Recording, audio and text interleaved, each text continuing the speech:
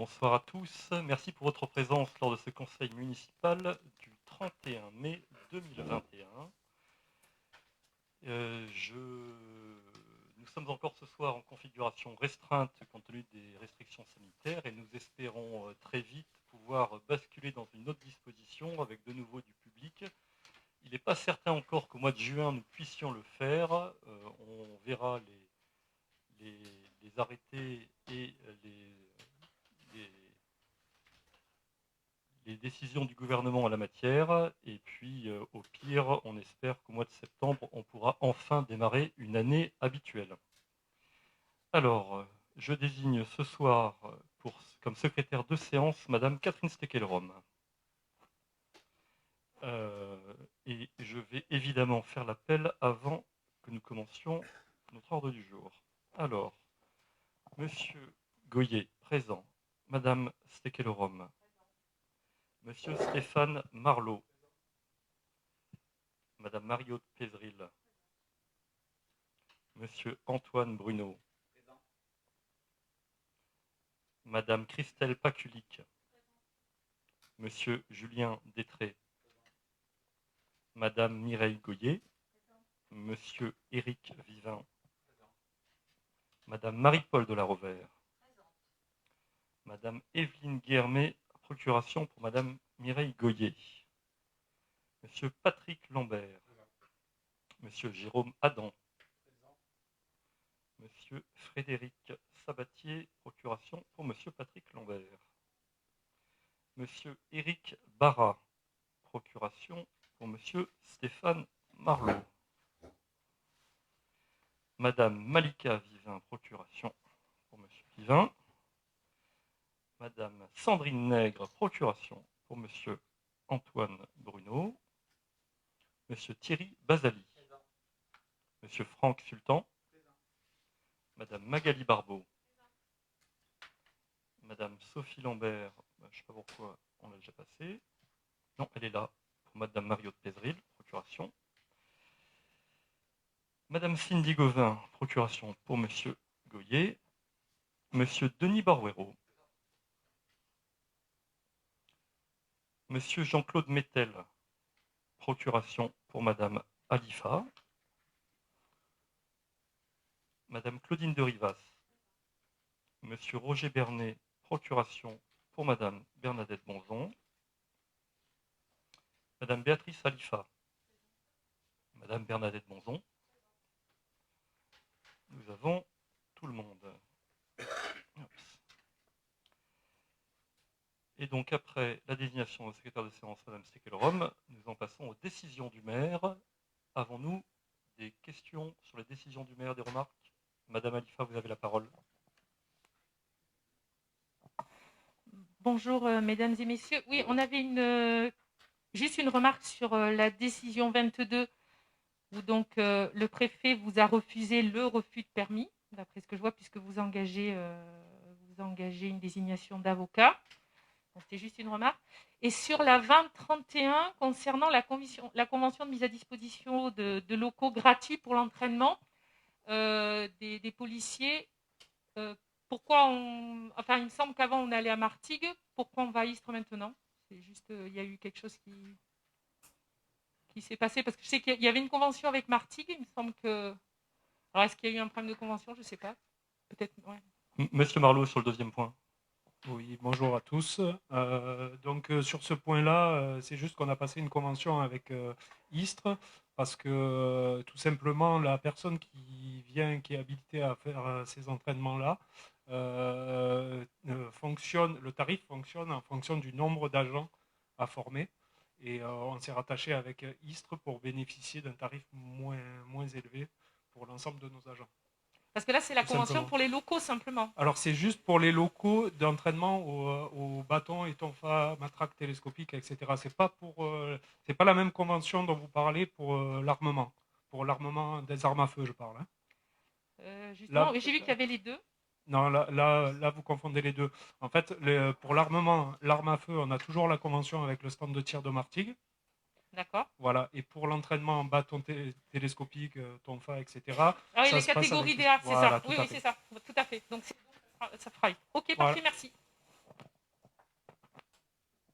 Alors, je reprends la parole concernant la décision numéro 2021-22, à savoir la désignation d'un avocat pour représenter la commune. Alors, vous n'ignorez pas, Madame Alifa, que vous avez accordé un permis de construire 2 jours avant le deuxième tour des élections et que une des premières décisions que j'ai prises en prenant mes fonctions, ça a été de retirer ce permis de construire, qui, je le rappelle, à destination de ce conseil municipal et de la population, concernait un terrain au sein du quartier des Belles-aux-Bois, pour lequel le PLU, sur la base d'un quartier initialement à 10 habitations à l'hectare, projetait de pouvoir passer à 30 habitations à l'hectare. Et le permis de construire qui a été déposé concernait 29 logements sur une parcelle de 4600 m², c'est-à-dire une densité de 62 habitations à l'hectare. Par ailleurs, un alignement remarquable d'arbres qui était protégé, tout comme son système racinaire, était impacté par l'assainissement de ce projet. Donc c'est sur cette base que j'ai retiré le permis. Le préfet joue son rôle parce qu'il y a l'enjeu du logement social qui, chez certains, fait oublier ces conditions. Et donc nous avons répondu sur le fond à monsieur le préfet, et je ne doute pas du discernement du tribunal pour nous donner raison sur ce projet. Donc nous verrons dans quelques semaines ou quelques mois ce qu'il en est. Et nous vous tiendrons évidemment au courant. Avons-nous des questions supplémentaires sur les décisions? Alors nous pouvons passer à l'approbation du procès-verbal du conseil municipal du 12 avril 2021. Avons-nous des questions sur le procès-verbal? Alors nous pouvons le soumettre au vote. Y a-t-il des votes contre, des abstentions, des votes pour? À l'unanimité, merci à vous. Finance, point numéro 1, contribution au Fonds de solidarité au logement au titre de l'année 2021. Je passe la parole à Madame Catherine Steckelrom.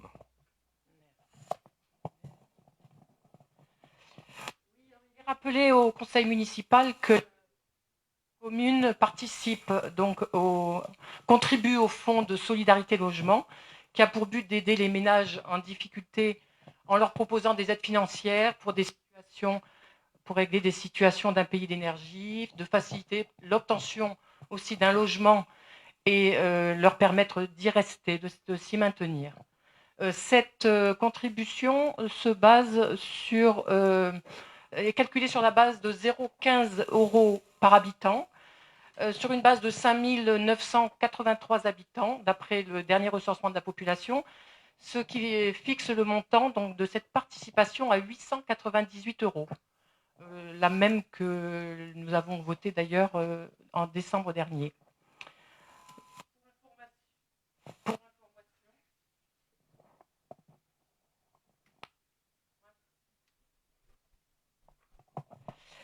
Alors, pour information, en 2020, les aides donc, ont été celles-ci pour les familles. 2 familles ont reçu une aide financière pour l'accès au logement, ce qui représente une somme de 1 036 €. Et 4 dossiers ont reçu un avis favorable pour les dettes relatives à l'énergie, pour un montant de 2 134 €. Un total de 3 170 €. Voilà, donc le conseil est amené à approuver donc, ce point. Merci Catherine. Avons-nous des remarques sur ce point? Pas de remarques. Avons-nous des votes contre? Des abstentions? Vote pour? À l'unanimité, merci à vous. Point finance encore, avec une demande de subvention au Centre national du livre, et la parole est à Madame Paculic. Bonsoir à tous. Le Centre national du livre propose une aide exceptionnelle pour la relance des bibliothèques, pour soutenir l'achat du livre imprimé, pour accompagner la reprise d'activité des librairies et renforcer le fonds disponible des bibliothèques, c'est-à-dire apporter du service à la population. Cette subvention fait partie intégrante d'un dispositif national qui s'appelle France Relance, initié par le gouvernement. Alors c'est un pourcentage du crédit d'acquisition, enfin la subvention correspond à un pourcentage du crédit d'acquisition.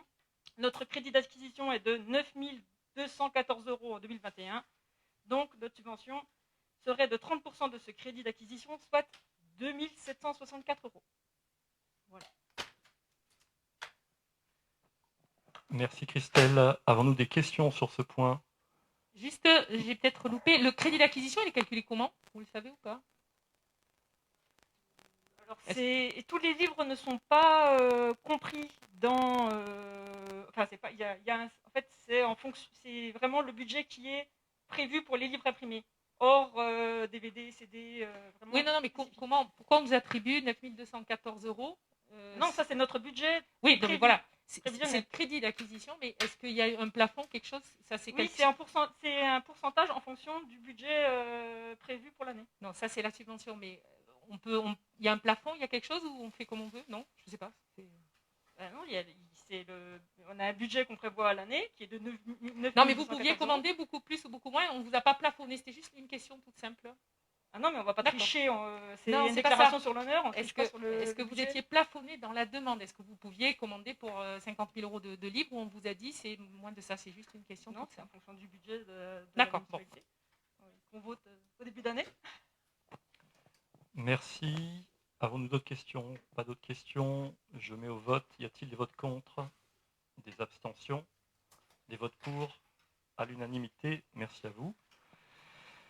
Projet numéro 3, finance, avec une demande de subvention d'investissement au Conseil départemental des Bouches-du-Rhône pour l'opération de modernisation de l'administration avec l'acquisition de logiciels de gestion dématérialisée pour les services scolaires, pour le service logement, pour le service courrier et pour le service urbanisme. Alors, comme nous avons déjà eu l'occasion de vous le dire, notre objectif durant ce mandat consiste à transformer la municipalité et le fonctionnement de ses services pour passer à l'époque moderne et donc pour nous appuyer largement sur les outils d'aujourd'hui, les outils numériques, qui vont permettre à la fois à nos services municipaux d'être plus efficaces dans leur gestion au quotidien, plus efficaces dans le suivi des dossiers, pour lutter aussi contre la consommation excessive de papier, et également pour rendre des services plus importants à la population. Donc que ce soit la transformation de la commune en bureau enregistreur en matière de logement, que ce soit l'acquisition d'un logiciel courrier qui va nous permettre de mieux suivre l'ensemble des demandes et des sollicitations, que ce soit la dématérialisation des dossiers en matière d'urbanisme, ou encore que ce soit avec le portail famille, la municipalité de Saint-Mittre-les-Remparts est engagée résolument dans l'amélioration du service public et du service rendu à la population, une fois encore, pour le plus grand bénéfice de tous. Voilà l'objet de cette délibération. Plus exactement, nous sommes désormais en phase de demande de subvention, puisque l'ensemble de ces dispositifs sont éligibles à une subvention du conseil départemental à hauteur de 60%. Et c'est l'objet de cette délibération. Avez-vous des questions sur cette délibération? Pas de questions. Très bien, nous passons au vote. Avons-nous des votes contre? Des abstentions? Des votes pour? À l'unanimité. Merci à vous tous. Soutenir l'action de la municipalité. Projet numéro 4, finance, demande de subvention au Conseil départemental des Bouches-du-Rhône pour l'équipement de la police municipale. Je passe la parole à Monsieur Marlot. Bien. Nous rappelons que la commune a fait de la lutte contre les incivilités un objectif prioritaire. Donc, dans ce sens, on va essayer d'acquérir des équipements supplémentaires, voire de remplacer ceux qu'il faut remplacer. Donc, dans le détail, nous souhaitons l'acquisition de 2 vélos électriques. Donc, qui va permettre aux policiers municipaux d'être plus proches de la population, parce que c'est vrai que quand on prend contact en vélo avec la population, c'est beaucoup plus simple pour discuter qu'en véhicule classique, c'est-à-dire en voiture. Ensuite, on souhaite acquérir 3 PDA. Donc ça, c'est des terminaux qui enregistrent les verbalisations électroniques. Donc on en avait déjà 3 en 2016 et ils sont maintenant âgés de 5 ans, donc on les renouvelle. Ensuite, toujours dans la même thématique, 2 pistolets automatiques et un bâton télescopique qui va nous permettre d'équiper les agents qui ne sont pas pourvus ou qui viennent d'être recrutés. Toujours dans la même logique, 5 gilets pare-balles, il y en avait déjà 5, pareil, qui ont été acquis en 2016. Il faut les changer tous les 5 ans, donc on est obligatoirement dans ce changement. Ensuite, nous avons une demande de mobilier pour les vestiaires, etc., suite au renforcement des effectifs. Ensuite, nous souhaitons faire l'acquisition d'une caméra nomade qui vient en complément de tout le système de vidéoprotection qui s'est déjà bien développé. Caméra nomade qui nous permettra, comme son nom l'indique, de la positionner là où on le souhaite pour pouvoir axer la vision sur des points qui posent problème, comme des dépôts de déchets, etc. Ça nous permettra de cibler des zones particulières.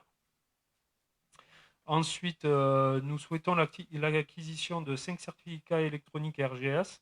Donc ça, ces certificats vont permettre à notre police municipale de pouvoir faire passer des véhicules au fichier, chose qui précédemment était impossible puisqu'il fallait passer obligatoirement par le commissariat de police nationale.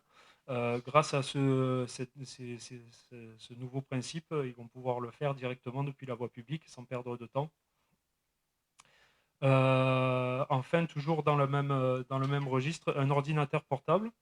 Cet ordinateur portable va nous permettre la collecte des données issues des caméras et également de consulter directement ce qu'on a dit précédemment, donc passer les véhicules au fichier, etc., sans perdre de temps et d'être le plus réactif possible. Donc le coût prévisionnel de cette opération d'ensemble est estimé à 24 000 €, un peu plus de 24 000 € hors taxe, pour lequel le conseil départemental peut apporter son aide à hauteur de 60%. Voilà. Merci, Monsieur Marlot. Avons-nous des questions sur cette délibération? Madame Alifa, vous avez la parole. Oui, moi j'ai une première série de questions et puis Monsieur Barreiro en aura une deuxième. Donc voilà, c'est une délibération dans laquelle vous reprenez la mise à jour, enfin vous reprenez les EPI, enfin les équipements de protection individuelle qui avaient été mis en 2016 pour équiper, plus quelques équipements supplémentaires. Alors moi j'ai une question d'ordre un peu plus général. Il y a une convention communale de coordination entre la police municipale et les forces de sécurité de l'État qui avait été signée, qui a été renouvelée en 2019. Dans lequel il est bien stipulé, je l'ai sous les yeux, qu'en aucun cas il ne peut être confié à la police municipale de mission de maintien de l'ordre. J'aurais voulu connaître votre position stratégiquement, puisque là vous demandez du matériel, donc c'est que vous avez une stratégie qui se situe notamment en termes de prévention, ou là, puisqu'on parle de répression, comment vous vous situez par rapport à cette demande de matériel et cette convention, et est-ce que vous comptez modifier cette convention ? Donc déjà, pour répondre à votre première question, parce qu'il y a 4 questions en une, pour répondre à votre première question, la convention de coordination est en cours en cours de traitement, donc elle va être refaite, parce qu'il faut qu'elle soit faite régulièrement. Sur votre point, quand vous avancez le maintien de l'ordre, en fait, vous confondez tout. Parce que le maintien de l'ordre, c'est uniquement les CRS et la gendarmerie mobile. Non, mais attendez, vous me posez une question, j'essaye d'y répondre si ça ne vous dérange pas. Merci. Donc, il faut savoir que le maintien de l'ordre n'a rien à voir avec la police municipale. Effectivement, comme vous l'avez souligné, effectivement, la police municipale n'a pas le droit de faire du maintien de l'ordre. Donc, voilà, oui, vous le savez, mais vous posez quand même la question, donc je vous réponds. La police municipale ne fait pas de maintien de l'ordre et n'en fera pas. Maintenant, je ne pense pas que dans tout ce que j'ai cité, d'acquisition de matériel, ça a à voir avec le maintien de l'ordre. Ça a juste à voir avec, vous avez dit les EPI, oui, les équipements de protection individuelle, oui, mais quand on parle de vélo électrique, de PDA destinés à la verbalisation, etc., ça n'a rien à voir avec les EPI. Donc, il y a plusieurs choses dans ce que j'ai détaillé, donc ça n'en fait pas partie. Et encore une fois, il n'y a aucun équipement qui permet le maintien de l'ordre. Je reprends ma question. Je n'ai pas lié le matériel que vous aviez prévu en achat avec la convention. Je vous dis que par rapport à cet achat-là, il y a une convention. Comment vous vous situez? Je n'ai pas dit que c'était pour maintenir l'ordre. Je n'ai pas fait la liaison. J'ai simplement dit je profite de vous demander dans cette libération où en est la convention qui avait été signée, re-signée en 2019, où elle en était. C'était tout. J'ai pas... Et j'ai simplement cité la première phrase qui est écrite dans la convention et savoir comment vous vous positionnez par rapport à ça, c'était tout. J'ai pas... Donc je reprends. Voilà, c'est vous qui avez parlé de maintien de l'ordre, c'est pas moi, donc je vous réponds sur ce point. Il n'en fera toujours pas et n'en fera jamais parce que ça ne sera jamais prévu par les textes. C'est aussi simple que ça. Alors, avant que M. Barbaro pose sa question à son tour, je réponds également concernant... Alors, la convention, en l'occurrence, elle est en cours de signature. Elle a donné lieu à des échanges entre la police nationale et la municipalité. Donc, les échanges sont arrivés à leur terme. Donc, maintenant, il y a la signature à proprement parler. Donc, là, on n'est plus que dans ces échanges administratifs de signature.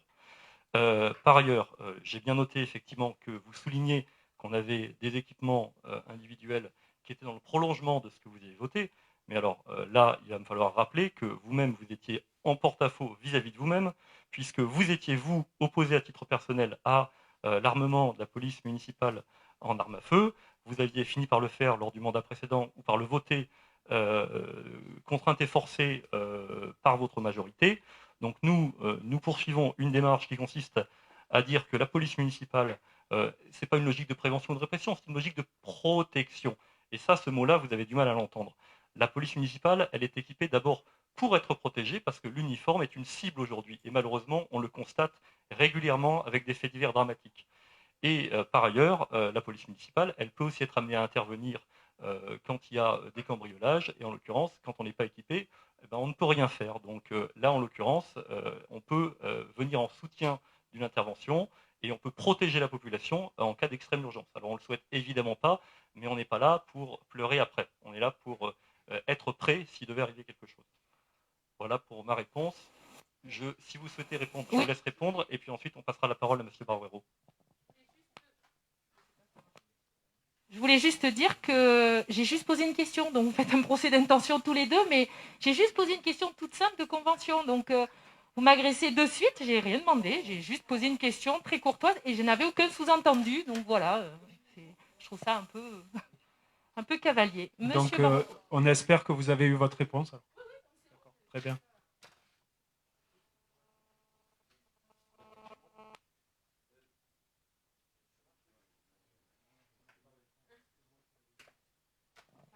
Oui, donc bonsoir à tout le monde. Alors par rapport à ce projet de délibération, moi j'ai deux remarques. Il me semble que là-dedans, Monsieur Marleau, vous nous présentez deux thèmes un petit peu différents. Vous nous présentez un premier thème qui tourne autour de la protection individuelle des agents de police, de la police municipale. Bon, par exemple, le renouvellement des gilets pare-balles, hein, sur lequel on peut comprendre, vu les circonstances actuelles, d'une part, et vu le fait que c'est devenu obligatoire au bout de 5 ans, que vous le proposiez. Donc je pense que personne ne ferait de remarques là-dessus.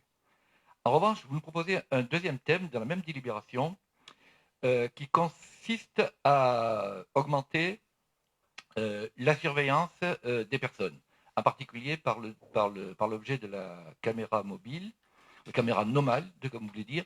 Et nous verrons plus loin dans une autre délibération qu'il y a également un thème associé qui est la vidéosurveillance ou la vidéoprotection, comme l'on dit actuellement, la vidéoprotection de la place Neuve. Alors, sur ce deuxième thème, moi, je suis un petit peu plus circonspect. Et la question que je vous poserai, c'est quelle garantie apportez-vous en matière de vidéoprotection, notamment, de façon à éviter ce que j'appellerais la crainte d'une dérive sécuritaire. Si vous voyez ce à quoi je pourrais faire allusion. Très bien. Elle était longue, votre question, même si c'était que des remarques et pas des questions. Déjà, j'aimerais revenir sur la première chose que vous avez dit, qui est complètement faux.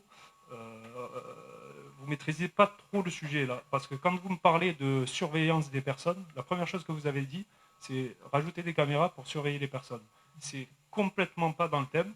Parce que mettre des caméras, c'est sûrement pas pour surveiller des personnes, mais c'est pour leur protection. Donc effectivement, vous êtes repris après en disant vidéoprotection et pas vidéosurveillance. Donc vous êtes encore sur une ancienne génération. Donc oui, effectivement, vous êtes bien sur deux thèmes. Oui, c'est sur tout l'équipement de police municipale sur lesquels on peut avoir des subventions. Donc effectivement, on mélange deux thèmes. Oui, ça, jusque-là, pas de problème.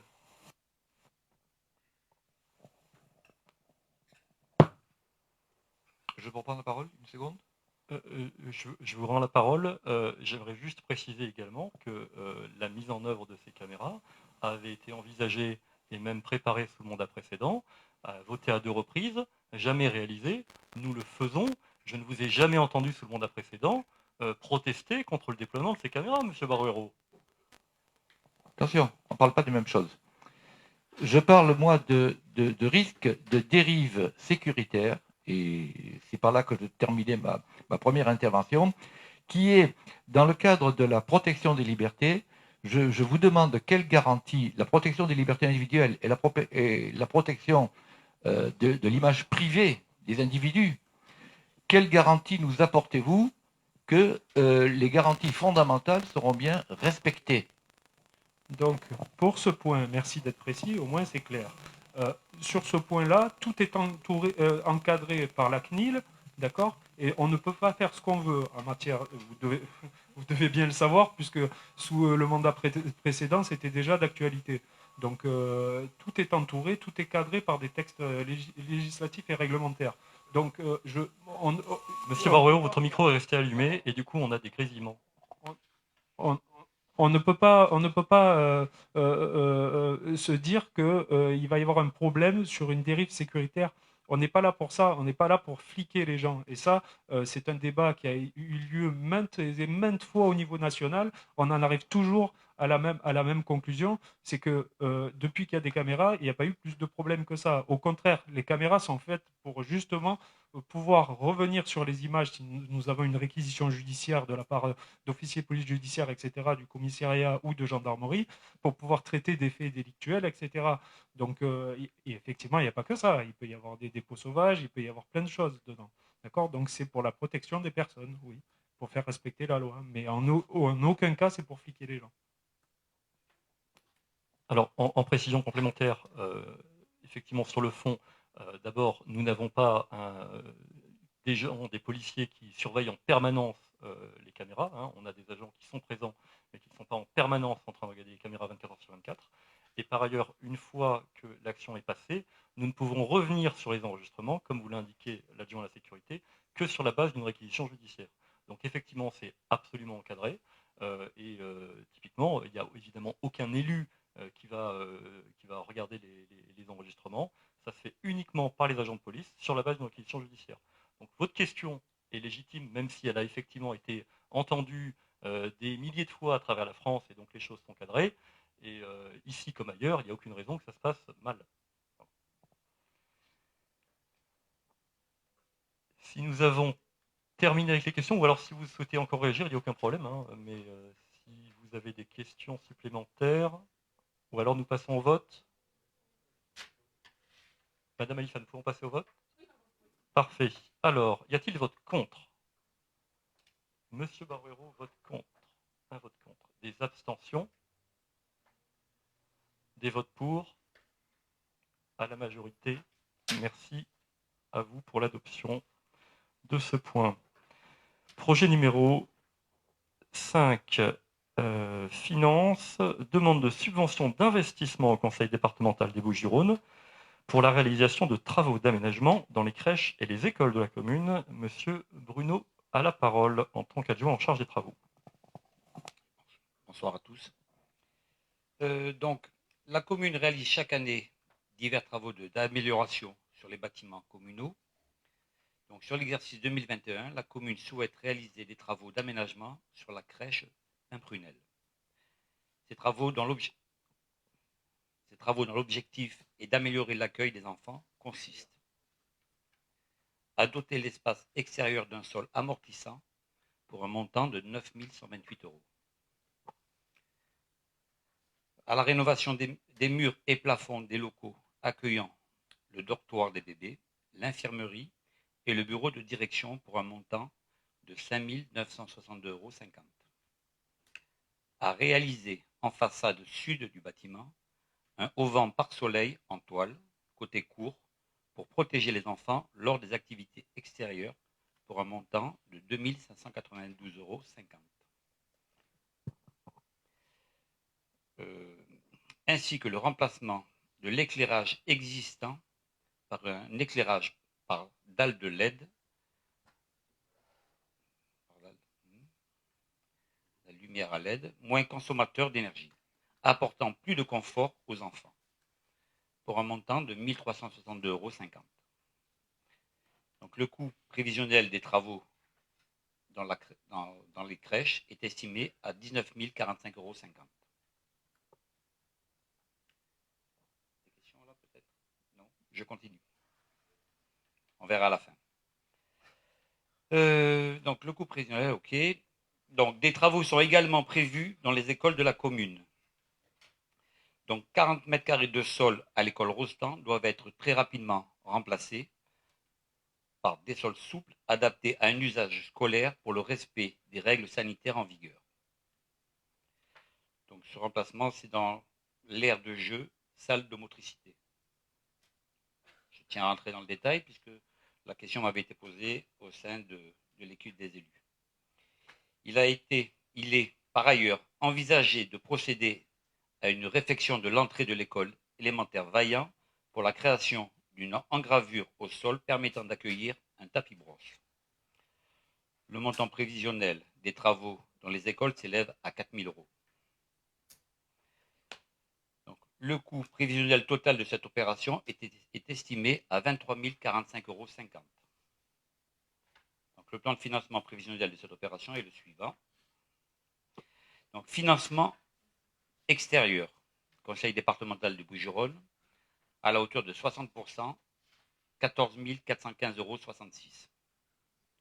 Autofinancement commune de Saint-Mitre-les-Remparts, à la hauteur de 40%, pour un montant de 9 610,44 €. Voilà. Oui. Antoine, je pense que tu as la délibération précédente. On est passé à 70%. Ah. Tu as le modèle numéro 1, mais on a constaté qu'on pouvait monter à 70. Donc, effectivement, un montant subventionnable à hauteur de 16 000 € sollicité auprès du département. Voilà. Merci pour le détail de cette délibération. Est-ce que nous avons des questions sur cette délibération? Monsieur Barouero, vous avez la parole. Monsieur Bruno, Oui. une question simplement concernant les écoles. Nous avons actuellement 3 écoles qui sont insonorisées.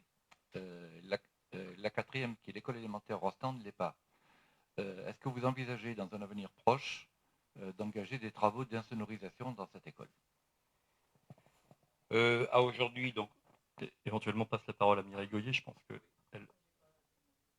D'accord. À aujourd'hui, donc, nous, on ne l'a pas envisagé, mais on peut prendre ça en considération et pourquoi pas faire évoluer dans le bon sens. Oui, pourquoi pas. En fait, on en fait une toutes les années. On était parti sur un rythme d'insonorisation parce que c'est vrai que c'est quand même un confort au quotidien. Les plafonds sont très hauts et les carrelages sont bruyants. Voilà. Je prends note. Merci.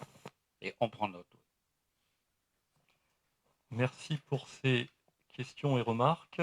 Avons-nous, si nous pouvons passer au vote, avons-nous des votes contre, des abstentions, des votes pour, à l'unanimité? Merci à vous tous. Projet numéro 6, demande de subvention d'investissement au conseil départemental des Bouches-du-Rhône pour la réalisation de travaux d'aménagement dans les cimetières de la commune. Et la parole est à monsieur Bruno. Oui. Donc, sur l'exercice 2021, la commune souhaite réaliser des travaux d'aménagement dans les cimetières de la Croix-des-Mares et du Crépon. Donc, ces travaux consistent à procéder à la réhabilitation de l'espace terre commune du cimetière de la Croix-des-Mares, aujourd'hui saturé pour un montant de 39 240 €. Aménager les nouvelles concessions du cimetière du Crépon, une voie d'accès en enrobé pour un montant de 13 973 €. Cet accès est fait pour le carré W1, actuellement en terre. Construire au cimetière du Crépon un ossuaire permettant d'accueillir des transferts de corps par réduction dans le reliquaire pour un montant de 6 965 €.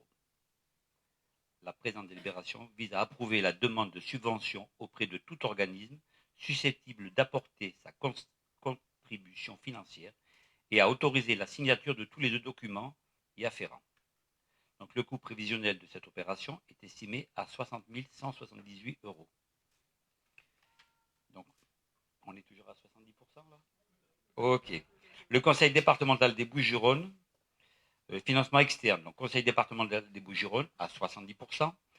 Donc, 42 124,60 €, et l'autofinancement de la commune de Saint-Mittre-les-Remparts à 30%, c'est-à-dire 18 053,40 €. Voilà.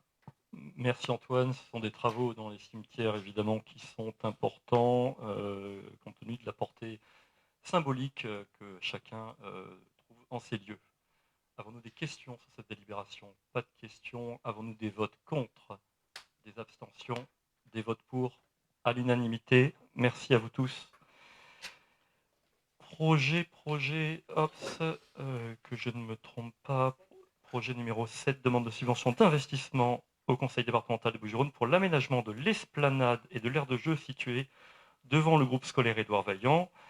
Alors, nous avons devant le groupe scolaire Édouard Vaillant le marché qui a été installé durant le Covid et nous avons été amenés afin de faciliter l'installation du marché à bouger un toboggan et les jeux pour enfants. On espérait pouvoir les bouger très vite et puis on s'est rendu compte de l'état des jeux et donc on est amené à faire une opération un petit peu plus en profondeur pour rénover donc l'ensemble de l'espace. Et donc nous allons traiter à la fois l'aire de jeu par la mise en place d'un toboggan et d'aménagement autour des deux jeux à ressort avec la réalisation d'un sol souple. Et nous allons également réaliser un sol en béton désactivé en lieu et place du sol en stabilisé qui est peu propice au marché en cas de vent ou de pluie.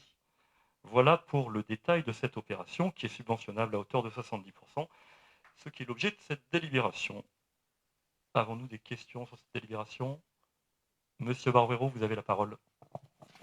Oui, ce projet est radicalement différent de celui que nous avions envisagé, puisque nous étions, nous, sur le principe d'une mutualisation de l'espace qui se trouve devant l'école Vaillant, et dont vous comprendrez qu'on ne peut pas soutenir l'actuel projet.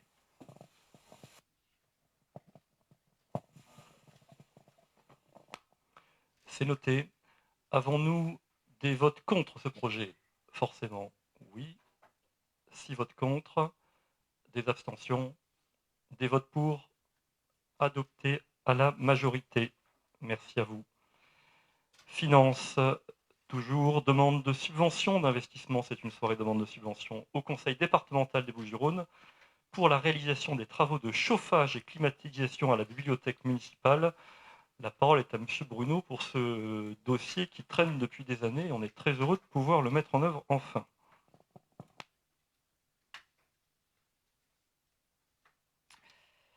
Donc toujours sur l'exercice 2021, la commune souhaite réaliser des travaux de chauffage climatisation à la bibliothèque municipale afin de remplacer le système actuel vétuste et défaillant. Donc ces travaux, dont l'objectif est d'améliorer l'accueil des usagers, consistent à fournir et à installer des appareils de type split. Il est prévu la dépose des équipements existants, la fourniture et la pose de 4 monosplits, la fourniture et la pose d'un bisplit, la fourniture et la pose d'un trisplit. Donc le matériel de raccordement nécessaire et la mise en service. Donc le coût prévisionnel total de cette opération est estimé à 30 000 €. Le plan de financement prévisionnel de cette opération est le suivant. Donc financement externe, Conseil départemental des Bouches-du-Rhône à 70%, donc au niveau de 21 000 €, et l'autofinancement de la commune de Saint-Mittre-les-Remparts à 30%, à la hauteur de 9 000 €. Merci Monsieur Bruno pour cette présentation. Avons-nous des questions sur cette délibération? Madame Alifa, vous avez la parole. Oui, monsieur le maire, vous avez dit que ce projet avait traîné. Alors, je vais vous en expliquer la raison et du coup, je vais vous demander pourquoi il n'y a pas eu de suite. Nous avons fait faire une étude par la métropole pour créer un réseau de chaleur dans lequel la production d'énergie renouvelable se faisait sur l'Anglon et qu'elle était excédentaire pour pouvoir à la fois alimenter par un réseau de chaleur qui était complètement accessible par les Rocaled, la maison des associations, la bibliothèque et même éventuellement le gymnase. Donc c'était un réseau de chaleur global qui, dans le dimensionnement, permettait d'être sur ces 4 équipements en autoconsommation indépendante. Donc l'étude a été faite par la métropole. Et donc, c'était pour ça qu'on n'avait pas mis le chauffage climatisation à la bibliothèque pour pouvoir mutualiser et donc avoir une énergie que l'on produisait et que l'on autoconsommait. Donc voilà, je voulais savoir si vous pensiez poursuivre ce projet. Alors, d'abord, je vais me permettre, hein, Monsieur Bruno, le projet de Langlon, il ne verra pas le jour avant des années. Alors, ça fait des années également qu'à la bibliothèque, ils meurent de chaud en été, ils doivent fermer le service tellement ils ont chaud, ils meurent de froid en hiver, et donc moi je suis désolé, les agents, on ne les fait pas travailler dans des conditions pareilles. Donc, qu'il y ait un projet à très long terme, dans le cadre d'un projet Langlon, eh ben on verra ce qu'il devient, on verra si on étend ce fameux réseau jusqu'à la bibliothèque. Je suis au courant de ce projet, mais pour le moment, il y a une urgence du côté de la bibliothèque et on ne va pas attendre des années faire travailler des agents dans des conditions pareilles. Voilà. Donc, on va être très clair. Il y a un moment, on ne peut pas repousser indéfiniment et donner aux agents des conditions de travail qui ne sont absolument pas satisfaisantes. Si j'avais quelque chose à rajouter, donc moi je n'étais pas au courant. Mais ce que vous me dites là me surprend quand même pas mal parce que on parle de récupérer des calories sur Langlon, c'est ça, et qu'on va véhiculer, amener donc jusqu'à la bibliothèque. On parle quand même d'une longueur qui est énorme. Monsieur Bruno, on déborde là, on déborde. Voilà. Non, mais l'étude, elle existe. Vous l'avez. L'étude, elle existe, je vous le confirme, mais c'est pour dans des années, et en l'occurrence, il y a une urgence. Mais techniquement, c'est faisable. Voilà, c'est faisable, Et le mais froid. ça me paraît énorme. Voilà. Est-ce que nous avons des remarques complémentaires sur ce sujet? Est-ce que nous avons des votes contre, des abstentions, des votes pour? À l'unanimité, merci à vous tous. Pour les agents de la bibliothèque. Projet numéro 9, travaux, convention de servitude d'ancrage pour une caméra de vidéosurveillance sur la façade d'immeubles privés. En l'occurrence, dans le cadre du déploiement des 26 caméras de vidéoprotection supplémentaires, nous avions déjà réalisé 3 conventions. Il en manquait une concernant un déplacement de caméras qui devait initialement être positionnée sur les remparts qui sont finalement sur l'Oustao, sur la façade, ou plus exactement non, qui sont sur la façade d'un bâtiment qui appartient à la municipalité, mais qui passe ensuite au-dessus de l'Oustao pour les câbles. Et donc la servitude d'ancrage concerne le passage de ces câbles. Avons-nous des questions sur ce point? Madame Alifa, vous avez la parole. Oui, juste, il me semble que les câbles sont déjà posés. Donc, c'est ça? C'est déjà fait? On a été voir et c'est déjà posé. Les câbles à vérifier si les caméras ont déjà été posées. Oui, ça a déjà été posé, donc Voilà. on fait la délibération après. Ouais. Il y a les câbles et la goulotte qui a été posée. Bon. Ouais, C'était simplement dire qu'on vote après. Après, fait, mais bon. Je voulais juste préciser que la goulotte était déjà, il y avait déjà des câbles dedans et ils se servent de cette goulotte pour ajouter. Voilà. Okay, merci. Nous avions évidemment l'accord préalable du propriétaire. Monsieur Barbero, vous avez la parole. Oui, compte tenu de mon intervention précédente, vous comprendrez que je suis un peu également circonspect là-dessus. Et en particulier, je voudrais poser la question à M. Marlot. La question suivante. Quand on visionne ce genre d'enregistrement, je crois savoir que les visages sont floutés à l'entrée des maisons privées. C'est ça ou pas? Pas du tout.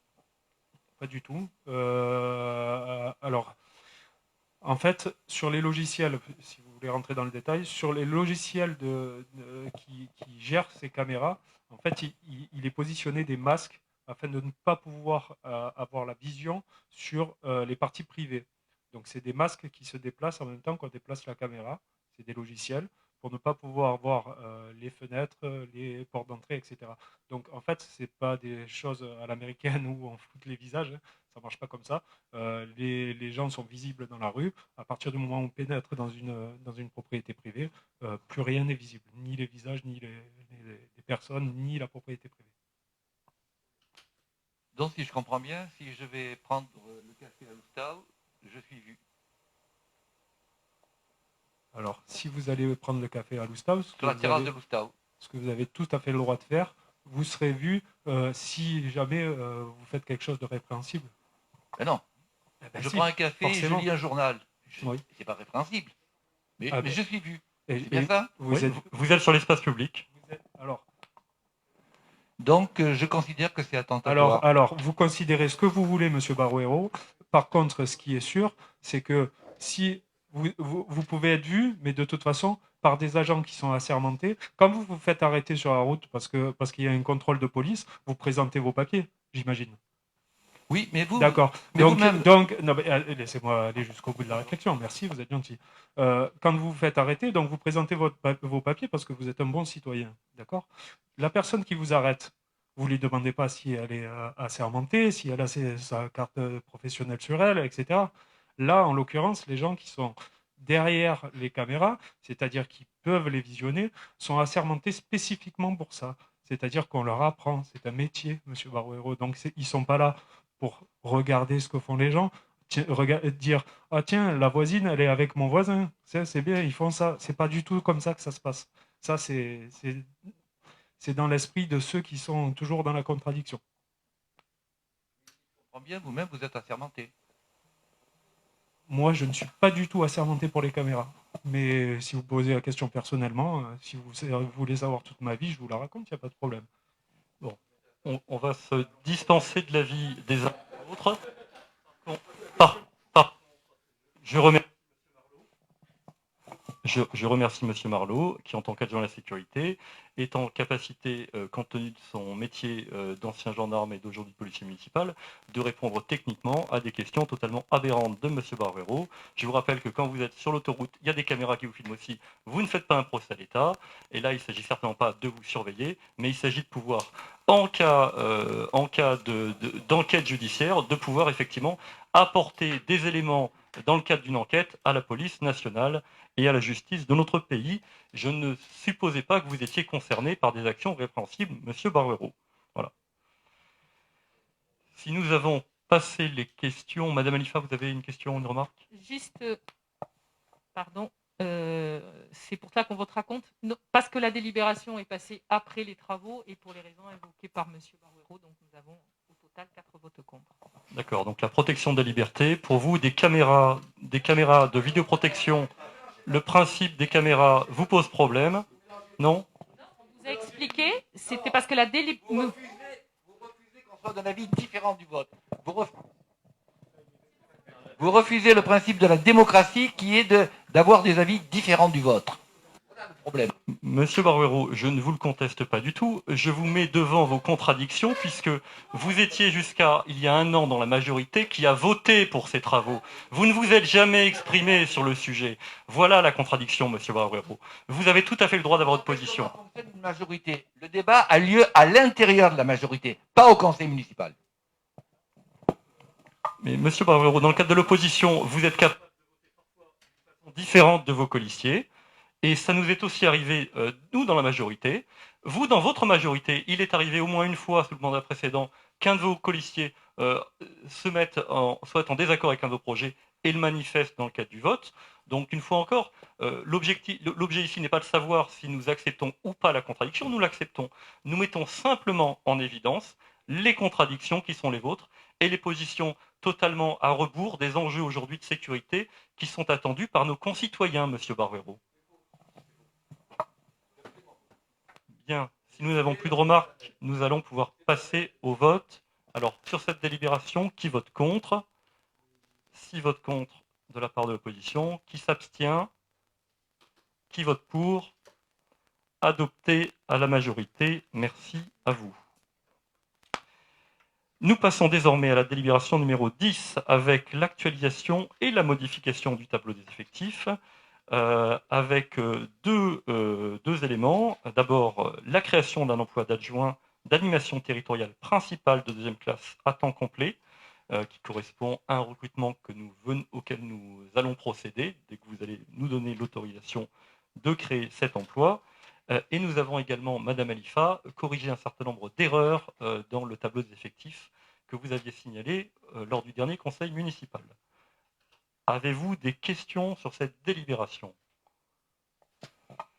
Oui, monsieur le maire, justement, je regrette parce que vous vous étiez engagé à nous donner ces modifications. Donc, je trouve dommage de devoir les récupérer dans les délibérations. Vous avez insisté dans le PV du conseil municipal. Bon, j'aurais apprécié que vous nous donniez l'information, comme on attend toujours la réponse à vos courriers. Donc, on a l'impression que vous ne voulez vraiment pas communiquer vers nous. En fait, j'ai repris le tableau comme il est proposé maintenant et corrigé. C'est bien 9 lignes qui étaient fausses et je tombe exactement sur nos pieds. Donc, je rappelle quand même sur les postes ouverts, vous en aviez 120, on est passé à 122. Les postes pourvus, 111, on est maintenant à 109. Et sur les postes vacants, vous étiez à 9 et maintenant on est à 13. Donc, ce n'était pas des petites erreurs. Donc, à l'époque, pendant ce conseil municipal, vous avez ricané l'ensemble de l'équipe sur ce que je disais. Enfin, je constate quand même que le tableau n'était pas correct. Donc voilà, j'aurais aimé que, par élégance, vous puissiez au moins nous envoyer le tableau corrigé avant le conseil municipal et admettre qu'il y avait eu une erreur dans les tableaux. Voilà ce que j'avais à dire. Alors, vous n'ignorez pas comme que c'est le service en charge du personnel qui est en charge de l'élaboration de ces tableaux, qu'ils n'ont pas que ça à faire, que ça prend un certain nombre de temps, et que dès que nous avons corrigé le tableau, il était temps de vous envoyer les éléments pour le conseil municipal, ce que nous avons fait. Vous dites que vous ne l'avez pas eu, mais vous l'avez eu en même temps que les éléments pour ce conseil. Donc vous auriez aimé l'avoir 2, 3 jours, 4 jours plus tôt, en fait, c'est ça.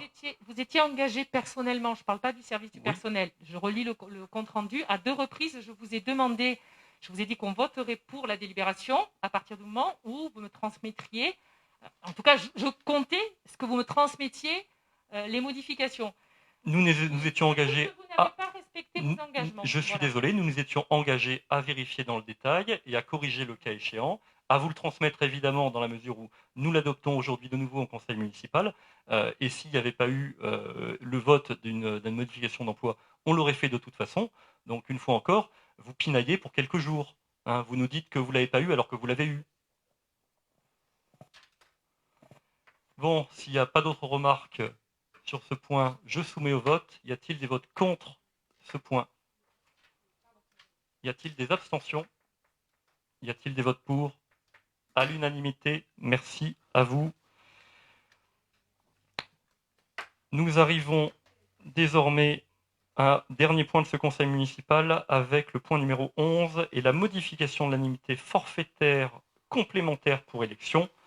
Alors, nous avons constaté la difficulté. Alors, on a une élection particulière au mois de juin avec 2 élections à la fois, mais nous constatons, et nous avons le retour des services, la grande difficulté à trouver à chaque fois les personnels municipaux afin de tenir les bureaux de vote.